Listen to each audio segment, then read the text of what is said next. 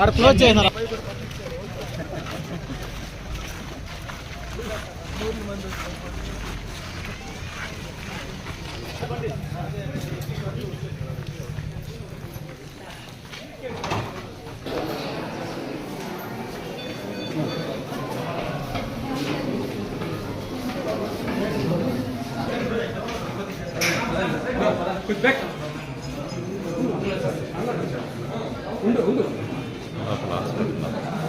Hospital లోపల ఎమర్జెన్సీలో వస్తానమ్మా.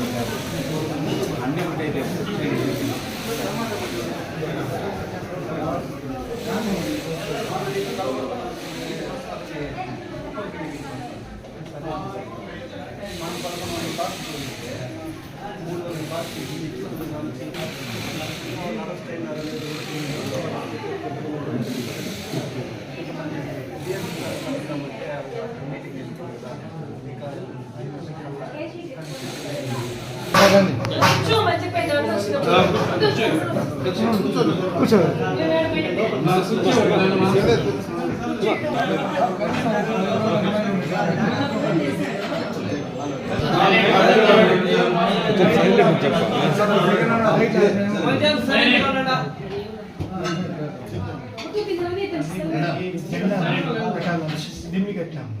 అంతా జెండాలు అయితే ఊర్లో అంతా ప్రోగ్రామ్ ఉంది కాబట్టి మొత్తం జెండాలు అంతా కట్టేసి లాస్ట్ పెయింట్స్ పెట్టేసి మార్నింగ్ కట్టకపోతే జెండా అవసరం పెయింట్ కొట్టుకుంటూ ఉంటుంది.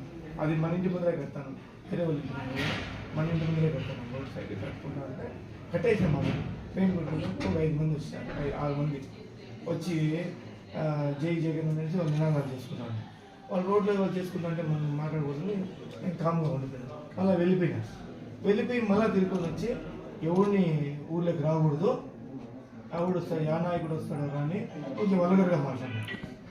ఎవడు రాకూడదు, రాత్రికి మీరు కట్టిన జెండాలంతా రాత్రికి ఏమవుతాయి చూడండి, రాత్రికి మీకు ఏం చేస్తామో తెలుస్తుంది చూస్తాయి అనేసి అసభ్యంగా మాట్లాడాను. అప్పుడు మీరు ఫోన్లో మీరేం తాగేస్తున్నారంటే మన జెండాలు తిరిగాను. ఆ బండికి వాళ్ళు కరెక్ట్గా అవి తగులుకొని ఈడ్చుకొని పోయినారు. బండి జెండాలంతా ఈడ్చుకొని పోతాను. మేము పోయి మాట్లాడుతాం పట్టి లాక్కున్నా ఇవి దొరికినారు నా కొడుకుని చంపేద్దాము పట్టుకొని లాగి షర్ట్ పట్టి లాగి కొట్టడము, వాళ్ళతో ఇల్లు అడ్డు వేసాం. కరెంట్ మొత్తం వీధి లైట్లు మొత్తం ఆఫ్ చేసి మనకు తెలియదు ఆ లైట్లు ఆఫ్ చేసే విషయం. మన మీద ఇది ప్రోగ్రామ్ ఉంది, కరెంట్ పోయిందేమో మనం కట్టుకున్నాను. ఇల్లు ఉంది లైట్లు వీధి లైట్లు ఇచ్చేసి కొట్టి చంపేస్తాము. నన్ను కూడా కింద దోసేసినారు సార్. నన్ను కూడా కింద దోసేసి జుట్టు అంతా పట్టుకొని ఎదురంపై పనిచేసి ఫస్ట్ నన్ను కింద పోయేసినాడు. మన మా బాబాయ్ వచ్చినాడు, బిడ్డను కింద దోసేసినారు. ఎత్తదామంటే ఆయన నన్ను ఎత్తే లోపు ఇంకా ఆయన కింద వేసుకొని ఫస్ట్ ఆయన కొట్టేసినారు. మళ్ళీ ఈయన వచ్చినాడు, అట్లే కొట్టేసారు. రాళ్ళు ఆల్రెడీ రాళ్ళు కట్లు అంతా కూడా తెచ్చుకున్నారు, రెడీగా పెట్టుకోండి. ఆల్రెడీ వాళ్ళే 6 మంది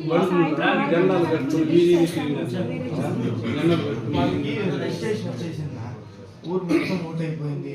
మొత్తం జనాలంతా స్వచ్ఛందంగా వాళ్ళే జెండాలు కట్టుకోవడము, వాళ్ళు ఫోల్డ్ కట్టుకోవడము, ఇంటి దగ్గర అంతా వాళ్ళు చేసుకోవడం వల్ల బాగా దీన్ని ఎలాగైనా నిరుపేద చెడగొట్టాలనే ఉద్దేశంతోనే వాంటెడ్గా సైకిల్ కూడా జెండాలు కట్టుకున్నారు సార్. జెండాలు వేసుకొని వీళ్ళకి వాళ్ళ ఇంటికి వెళ్ళి లేపేది మీరు కట్టుకున్నట్టు అమరాన్ని వస్తామంటే మేము ఇల్లు అదే విధంగా కట్టుకున్నారు. అప్పుడు మేము పోతా ఉంటే వీళ్ళు బండ్లో 5-6 మంది ఈడ్చుకొని పోయినారు.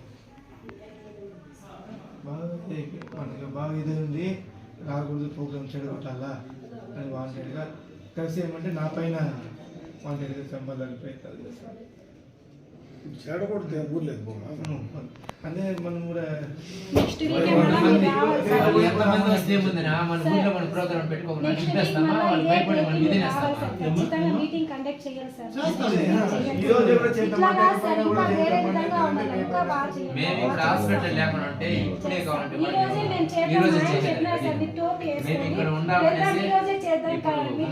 చేద్దామంటే వాళ్ళ నర్సులు ఒప్పుకోలేదు సార్. ఈ రోజే అన్నం పీల్చుకొని ఇంటింటికి తిరుగుదాం, మేము నువ్వు క్యాప్ వేసుకో, మేము నేనంటే నేను వస్తా పదా అని చెప్పిన. అసలు మా ఇంట్లో చిన్న పిల్లలు సార్, వాళ్ళని కూడా ఇదన్నారు. ఈ రోజు మన ఊర్లో అందరూ కూడా ఎక్కడ పోయింటారు సార్, పోయింటారు నాకు అందరూ ఊర్లో ఎందుకంటే ఈ ఘర్షణ జరిగిన వల్ల ప్రతి ఒక్కరు కూడా ఆలోచించేస్తారు. ఇటు పక్క అంతా ఈ పక్కంతా మనోళ్ళు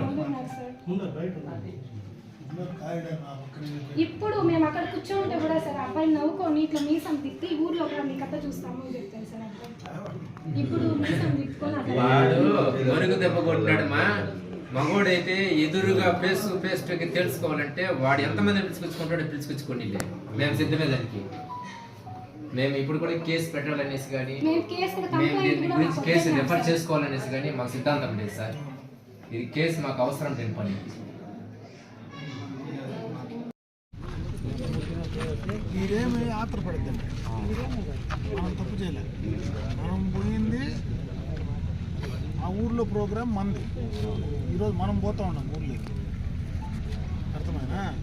మనం ప్రోగ్రాం పెట్టి మనం ఊరిని గీరు నిందేసుకోవాలి.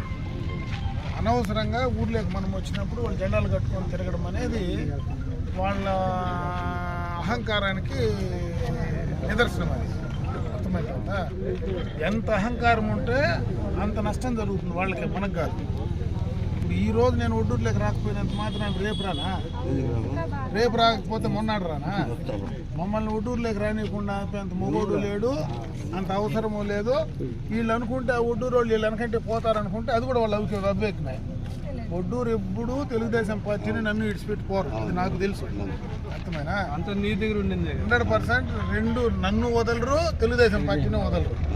కాబట్టి మీరు ఎవరు ఆత్రపడద్దండి. ఈ 2 రోజులు వాళ్ళు రెస్ట్ తీసుకొని రాని, 2 రోజులు డిశ్చార్జ్ రాని, నేను మళ్ళీ వస్తాను ఊర్లోకి వచ్చినప్పుడు మాట్లాడతాను. కాబట్టి మీరు ఎక్కడ ఎవరితో మాట్లాడడం కానీ వేరే రకంగా ఉండడం కానీ ఏం చేయొద్దండి. అర్థం కదా? శాంతంగా ఉండండి, అన్నీ మంచిగా జరుగుతాయి. టైం దగ్గరికి వచ్చింది. పొయ్యే కాలం వచ్చినప్పుడు ఇట్లా బుద్ధులు పుడతాయి. పొయ్యే కాలం వచ్చినప్పుడు ఇట్లా బుద్ధులు పుట్టేది. కాబట్టి వాళ్ళకి పొయ్యే కాలం వచ్చింది అని అర్థమైపోయింది. వాళ్ళకి జెండాలు కట్టుకుని మేమేం పోము. నువ్వు ఏమీ మాట్లాడద్దు. నువ్వు వాడి జెండా వద్దు, మన జెండా వద్దు, మీరు ఏమి మాట్లాడదని మీ పాటికి మీరు హాయిగా ఉండండి. వాళ్ళు రాని, మళ్ళీ నేను వస్తా ఊర్లోకి. వాళ్ళు కొంచెం తయారై 2 రోజులు గ్యాప్ తీసుకొని రాని, ఆ లోపల నేను ఊర్లోకి వస్తా. మళ్ళీ ఊర్లో తిరిగేటప్పుడు చెప్తాను నేను. లేదు 2 రోజులు ఉండమంటున్నాను. ఉండమంటే డాక్టర్తో మాట్లాడినా ఒక రోజు ఉండేయండి సార్, 2 రోజులు సరే ఉండేలే. వాళ్ళు డాక్టర్లు ఎప్పుడు పంపిస్తే అప్పుడు వస్తారు.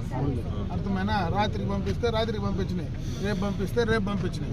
వచ్చినా కూడా 2 రోజులు ఇంటికాడ ఉండి 2 రోజుల తర్వాత నేను వస్తాను. పెట్టుకోవాలి కదా, ఎట్లా మండలం తిరుగుతూ ఉన్నాయి కదా. ఈ రోజు తిరిగేది రేపు తిరిగేది అంతే కదా, ఏముంటాడా?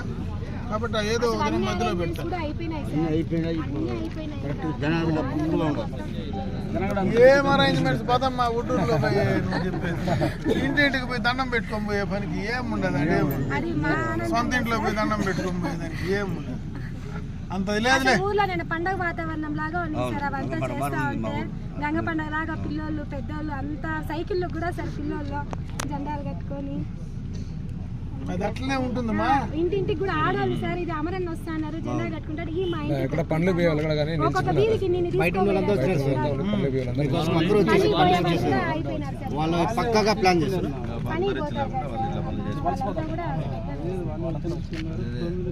వాళ్ళ కర్మలే. దీనికి ఒకే మాట చెప్తా ఉన్నా, పోయే కాలం వచ్చినోనికి ఇట్లనే ఉంటుంది. పోయే కాలం వచ్చింది వదిలేయండి.